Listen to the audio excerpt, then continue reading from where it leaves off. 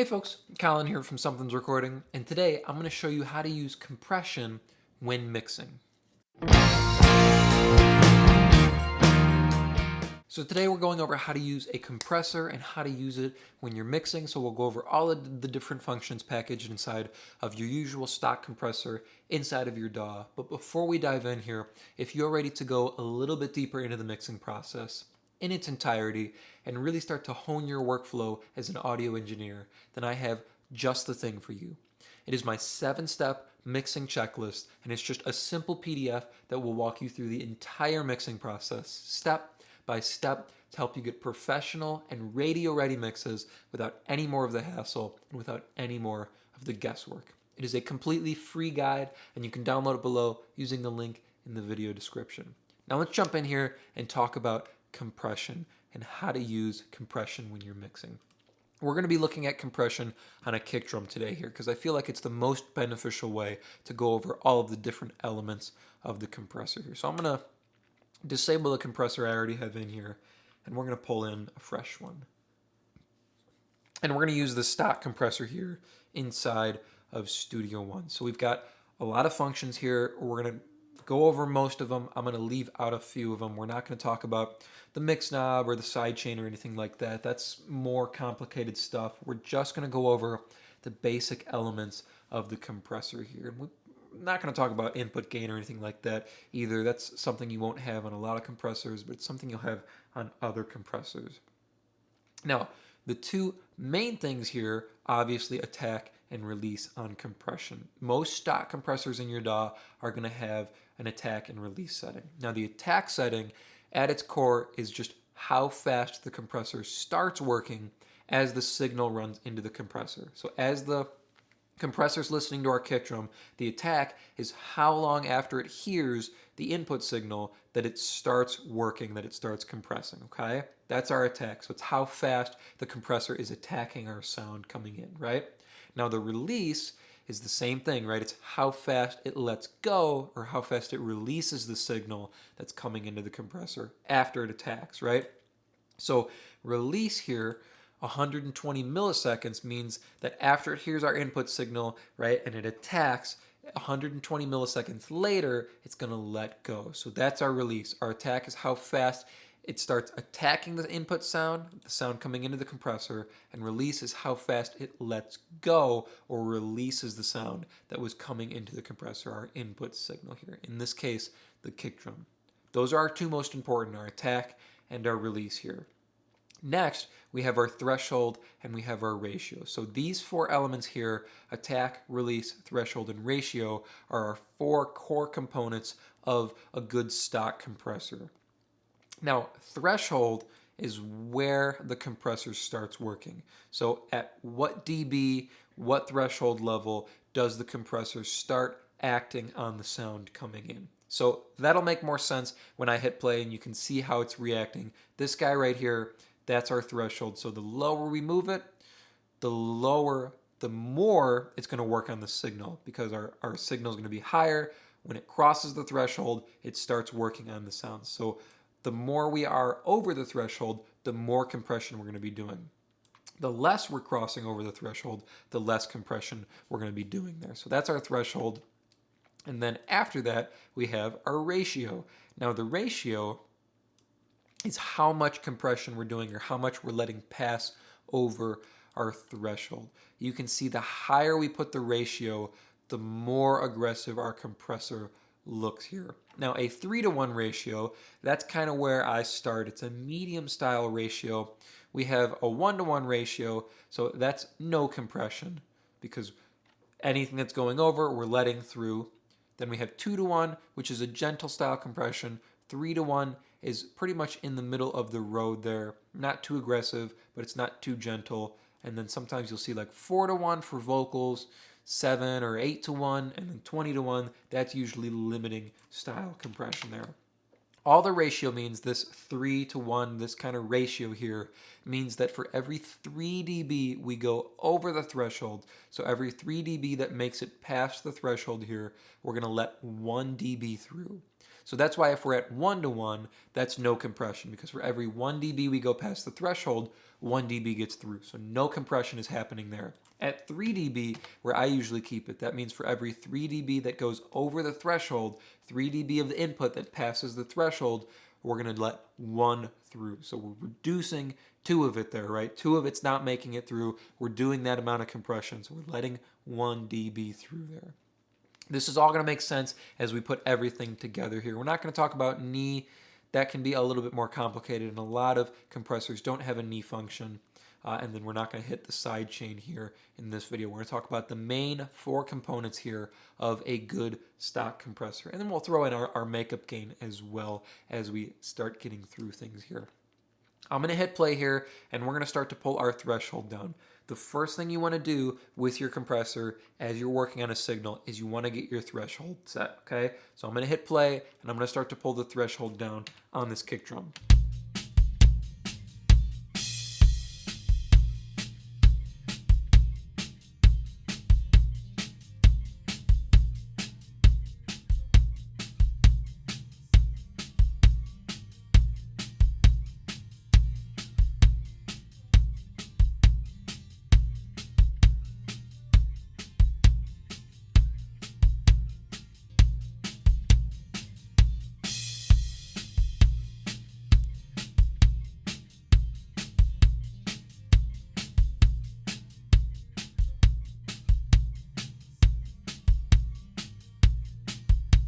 So you can see as I pull the threshold down here, the further I pull the threshold down, you can see our input signal crossing the threshold here. So as the input crosses the threshold, as we push, pull our threshold lower and more goes into the compressor, we get more compression. So keep your eye here. You'll see our kick drum crossing the threshold. That's our input signal going past the threshold. And the more I lower the threshold, the more it crosses the threshold, the more compression we're going to see. So you can see as I pull the threshold down here, you'll see our kick drum crosses the threshold more and more because it's lower, and we'll get more compression. We'll get more reduction. So here's our amount of reduction down here, and you'll also see it with this yellow line. That's our gain reduction.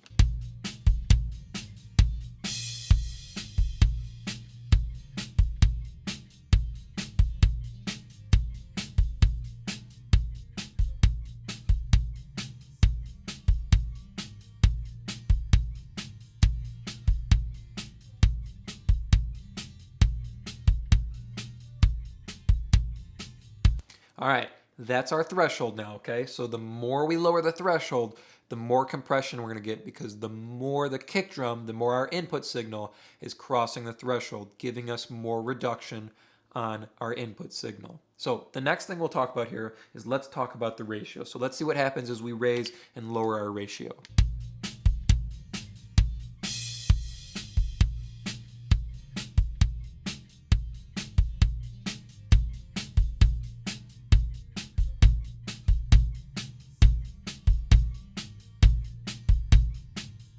So see here at 1 to 1, we're not getting any reduction. Even though the signal is going past our threshold, it's letting every bit of it through, because for every 1 dB we go over the threshold, we let 1 dB of the signal through. So it's a 1 to 1, 100% of it is getting through here. Now let's raise the ratio and see what happens.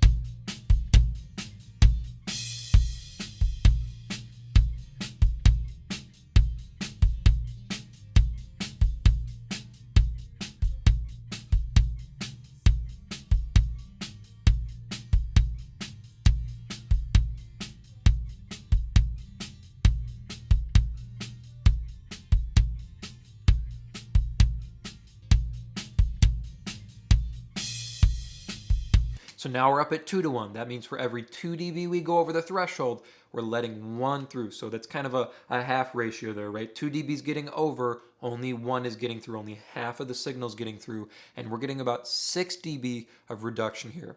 Let's go back up to 3, or actually let's go further first. Let's go up to maybe like 8, 10, and then we'll go all the way up to 20.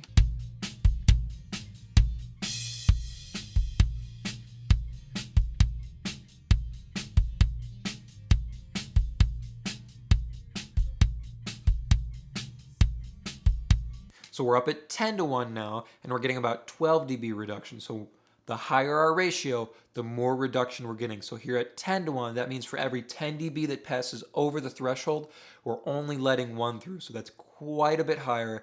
That's a lot more compression. So let's go all the way up to 20-1 now and see where we're at.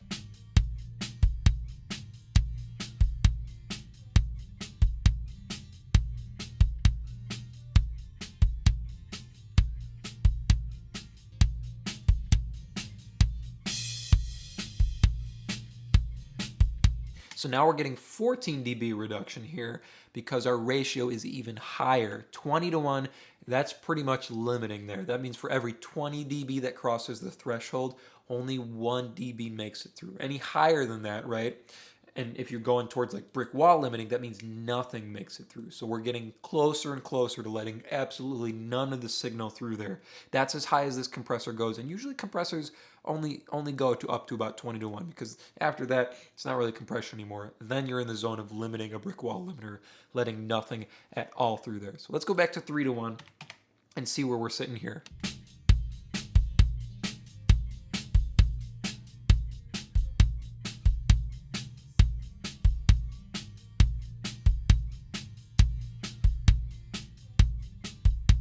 This is where I would be sitting on kick drum. 3-1 ratio. For every 3 dB we go past the threshold, we're only letting 1 dB through, and we're getting about 8 to 10 dB reduction here. I like to sit around 8 dB reduction on kick drum. It tightens the sound of the kick drum, and it emphasizes the attack. That's the nice thing we're going to talk about as we go attack and release here. So listen one more time, with and without the compressor so far.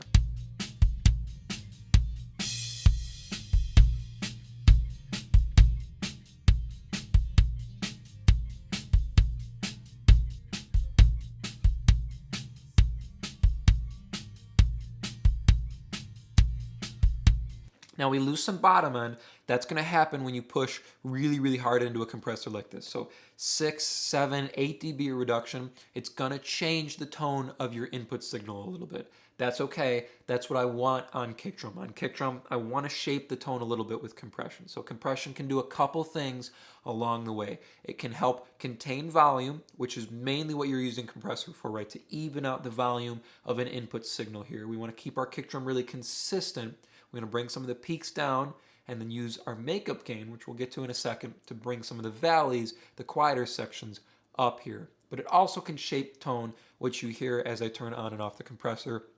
We're losing some bottom end, but we're getting a lot more attack up on the top end. So let's move over here and look at the envelope section, so our attack and release. Like we talked about earlier, our attack is how fast the compressor starts working. So let's mess with our attack here. Pay attention to our reduction here, the amount of gain reduction we're getting, the amount of compression that's happening as I make the attack faster here.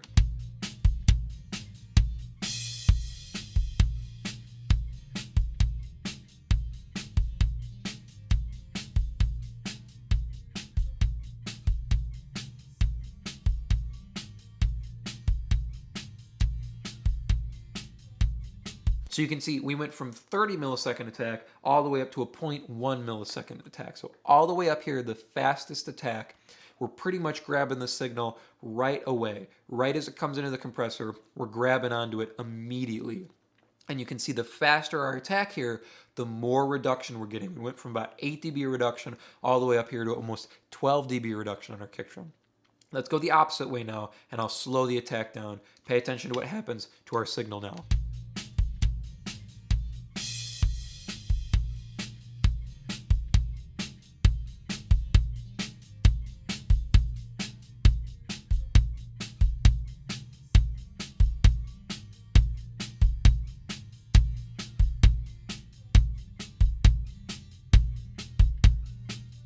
So all the way slow on our attack now, and you can even see it up here. You can see the response time of our attack with this yellow line. That's how fast our compressor is reacting to our input signal.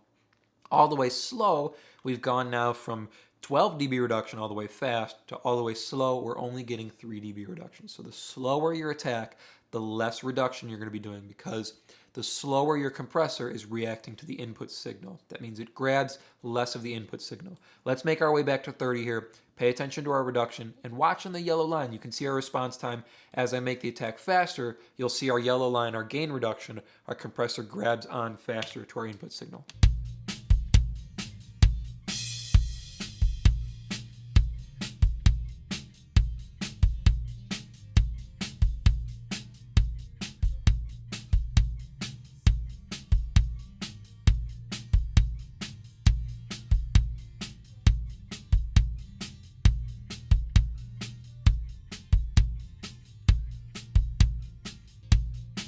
That's our attack. Now for kick drum here, for this specific input signal, I like to sit around 30 milliseconds. It leaves enough time for the initial transient, the initial part of the kick drum to pop through before we start compressing. That's why when we push this hard into the compressor, we get that emphasis on the click, on the top and attack of the kick drum, because we leave room for that initial element to pop through with our attack here. Next piece of the puzzle is our release. Again, the release is how fast the compressor lets go of our input signal after we're compressing it. So let's move here. Let's make our release faster. We'll do the same thing.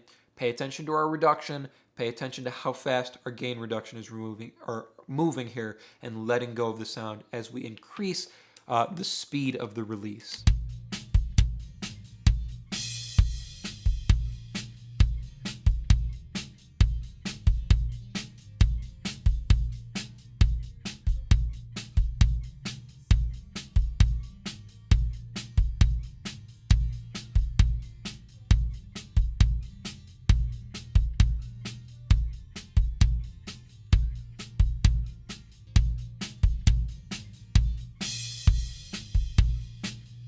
So we're all the way fast here, up at 1 millisecond, and you can see our compressor is working very, very quickly to compress the sound and then let go as fast as possible. What this means here is that it's not holding on to our sound. So it compresses and then it lets go as fast as it possibly can to make room for the rest of the signal.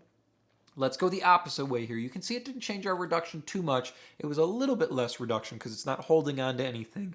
But let's go the opposite way here. Let's go all the way up to our slowest release.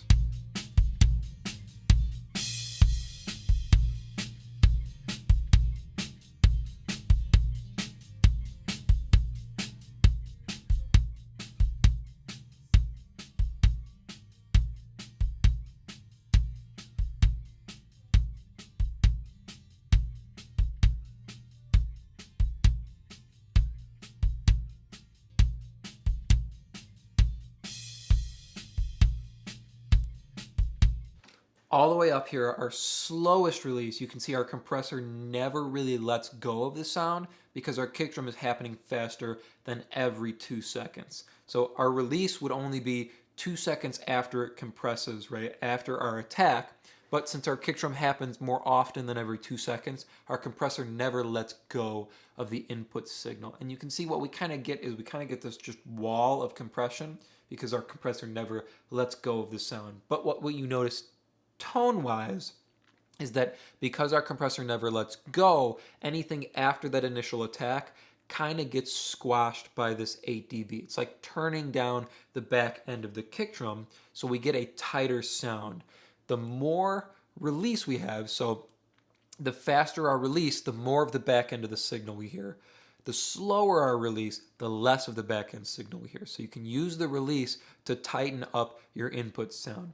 Let's dial it up. Usually for release, you want to set it in time with your input signal, and you want it to let go before the next instance of the input. So in this case, we want our compressor to let go before our next kick hit. So let's dial up our release.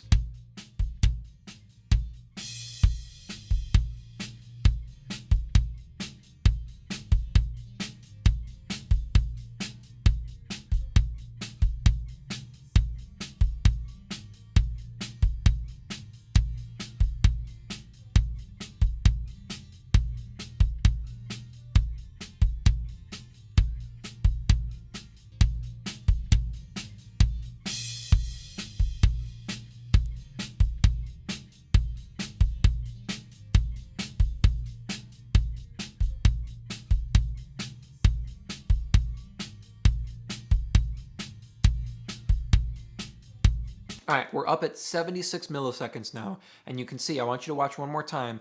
Look at our attack and release here and watch our gain reduction line. So that's the yellow line coming down right here. You'll see our 30 millisecond attack and our 76 millisecond release. So 30 milliseconds, you'll see our attack, and you'll see how fast our compressor lets go and how it moves in time with our input signal.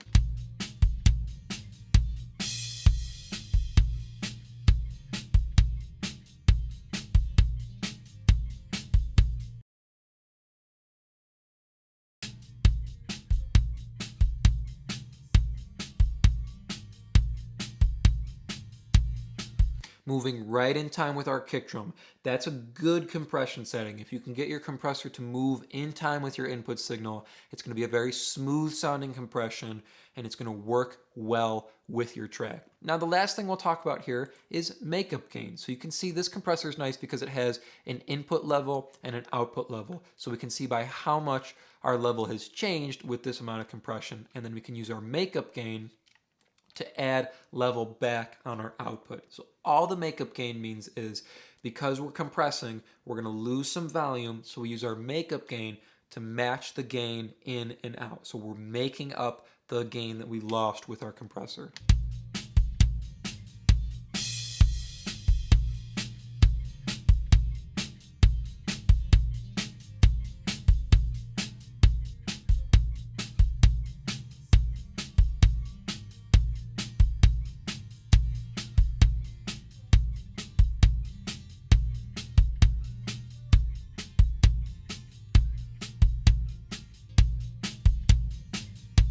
So there at 192 or 1.92 dB, almost 2 dB, we're almost even in and out. You can see some of the peaks on the input still jump quite a bit higher, but our output is a lot more even.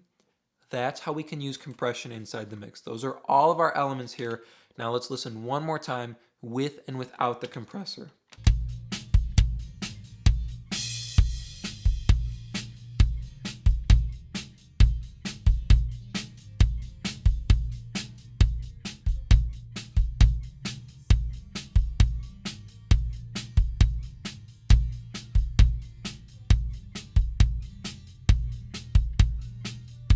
4 core elements on our compressor, as well as having the makeup gain. So we have our attack and release. Attack is how fast it starts compressing. Release is how fast it lets go of compressing our input signal. Threshold, that sets what level crossing do we start compressing. And then our ratio is the amount of compression or how much we let through. So 3 to 1, for every 3 dB we go over, we let 1 through. I hope that was helpful for you. As I mentioned at the beginning of the video, if you're ready to take your mixes to the next level and really start dialing in a workflow as an audio engineer, then I have just the tool for you, and it is completely free. It is my 7-step mixing checklist, and you can download it below to start creating more professional mixes in less time. Thank you so much for watching, and I will see you in the next video.